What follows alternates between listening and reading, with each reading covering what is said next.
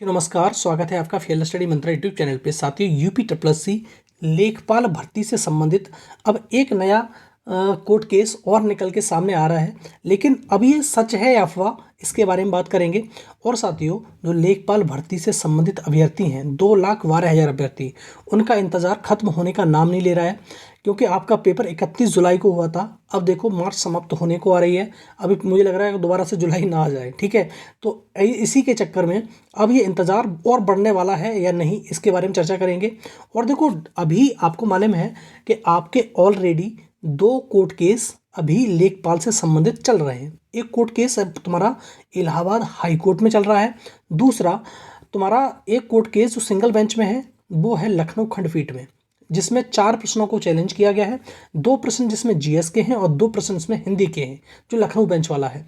और इलाहाबाद वाले में एक प्रश्न है मात्र, वो है उज्ज्वला वाला प्रश्न, ठीक है।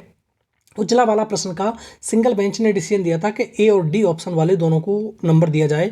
इसी पे ये चैलेंज किया गया है डबल बेंच में दोबारा से, ठीक है। तो ये आपको मालूम होना चाहिए। और जिसकी सुनवाई इलाहाबाद बेंच वाले की है 28 मार्च को, ठीक है। और उसका जो 11वें नंबर पर लिस्टेड किया गया केस, शायद सुनवाई हो, ठीक है।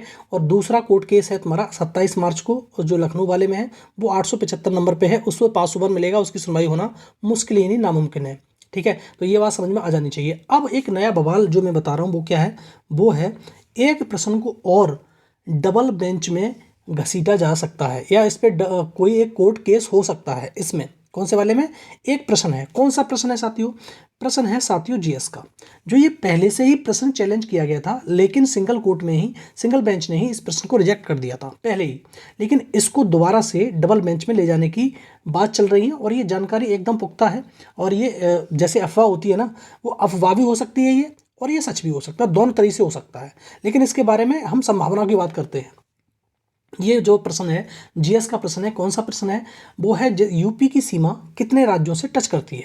तो इसका जो आंसर है वो आयोग के द्वारा 8 माना गया था। लेकिन छात्र ये कह रहे थे कि इसका आंसर पहले यूपी ट्रिपल एससी ने आबकारी विभाग की एक परीक्षा कराई थी, यूपी ट्रिपल एससी के आयोग के द्वारा, जिसमें 2015 या 16 में, आई थिंक 15 या 16 में, दोनों से एक होगा।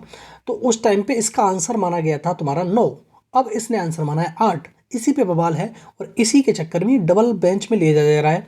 अब देखो, सिंगल बेंच से इसे रिजेक्ट कर दिया गया था, तो डबल बेंच में क्या उम्मीद है क्या नहीं है, ये चीज़ कह नहीं सकते। लेकिन अभी कोई इसकी आधिकारिक पुष्टि नहीं है, अभी इसको हम सिर्फ अफवाह मान के चलेंगे। तो इस पर क्या, अगर ये सही हो गया तो इसका क्या प्रभाव पड़ेगा? जैसे अभी मान लो कि आपके 2 कोर्ट केस ऑलरेडी चल रहे हैं, उनके चक्कर में आपका रिजल्ट प्रभावित हो रहा है, ये मान के चलना पड़ेगा आपको। क्या अगर ये भी कोर्ट केस हो जाएगा तो रिजल्ट प्रभावित होगा? यूपी ट्रिपल एससी के रवैये से लगता है बिल्कुल प्रभावित होगा, कोई भी कोर्ट केस होगा तो। लेकिन छात्रों का सबसे बड़ा तर्क यह है कि आपको जो कोर्ट केस है बना रहने दीजिए, कोर्ट के अधीन, मतलब रिजल्ट को जारी कर दिया जाए, जिससे छात्रों को मालूम तो रहे कि हमने क्या किया है। अब कितने दिन इसका इंतजार करना पड़ेगा? छात्रों की भी बात सही है कि उनको कोर्ट रिट चलने दीजिए, और उनका कोर्ट के अधीन पर, मतलब कोर्ट के अंडर में उनका डीबी वगैरह, उसके लिस्ट निकाल दी जाए, जिससे डीबी वगैरह की प्रक्रिया आगे चले, और जो कोर्ट निर्णय देगा उसके हिसाब से और देख लेंगे, ठीक है। ये वाला तर्क था। अगर ये कोर्ट केस होता है इस प्रश्न पर, तो ये मान लेना कि और लंबा खिंच सकता है। लेकिन अभी तो सिर्फ ये मान लेना कि अभी इसकी कोई आधिकारिक पुष्टि नहीं है, ठीक है। ये तुम्हारा देखो, जितने भी कोर्ट केस हुए हैं, ये सिर्फ और सिर्फ ये नाकामी दिखाता है आयोग की।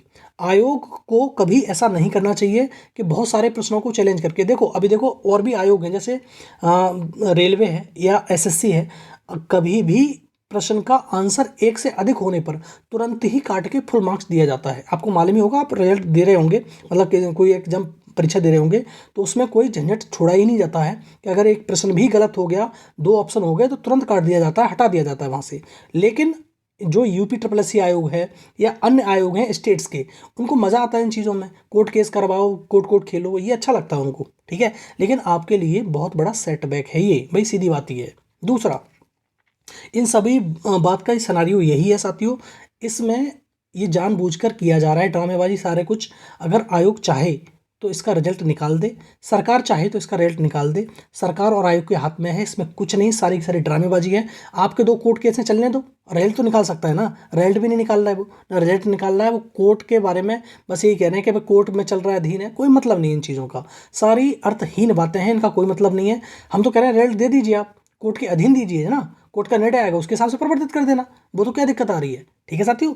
दूसरा, अब इसी के चक्कर में आप सभी को मालूम है 28 मार्च को एक ट्विटर अभियान रखा गया है, और सभी को मैंने पहले भी बताया था एक वीडियो बनाकर, सभी को इस ट्विटर अभियान में भाग लेना है। ज़्यादा से ज़्यादा संख्या में लोगों को अपने लाना है, वहाँ पर ट्वीट करवाने हैं। और ट्विटर को देखो, बहुत आसान चीज़ होती है ट्विटर, डाउनलोड करो, अपना मतलब नंबर डालो और रजिस्टर करो, आपका ट्विटर हैंडल बनकर तैयार हो जाएगा, ट्विटर अकाउंट बनकर तैयार हो जाएगा, वहाँ से ट्वीट कर सकते हो आप, कोई ज़्यादा बड़ी बात नहीं है। ठीक है। तो 28 मार्च को एक तो हैशटैग मैंने बता दिया, योगी जी लेखपाल रिजल्ट जारी करो, ये हैशटैग है। दूसरा एक है हैशटैग डिक्लेयर यूपी लेखपाल रिजल्ट, दोनों हैशटैग ध्यान रखो। और मैं कह रहा हूँ एक 2 हैशटैग नहीं, 10 हैशटैग लगाओ, लेकिन इनको प्रायोरिटी में रखना ऊपर। ठीक है। और देखो हमेशा ध्यान रखना, ट्विटर अभियान हो कुछ भी हो, ट्विटर अभियान सिर्फ ट्विटर अभियान नहीं होता। जैसे तुमने ट्विटर लिख दिया, कोई जानकारी नहीं है उसकी, उसके बारे में कुछ ना कुछ लिखो, या कुछ ऐसी पिक लगाओ जिससे आपका अट्रैक्शन में जाए। ठीक है, जिससे ज़्यादा काउंट हो।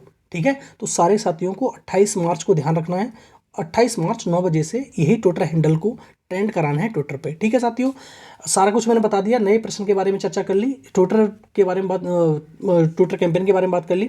तो सारा कुछ ध्यान रखना है आपको, और ये नया केस हो भी सकता है और नहीं भी, अभी कोई आधिकारिक पुष्टि नहीं है। ठीक है साथियों, बहुत बहुत धन्यवाद पूरा वीडियो सुनने के लिए।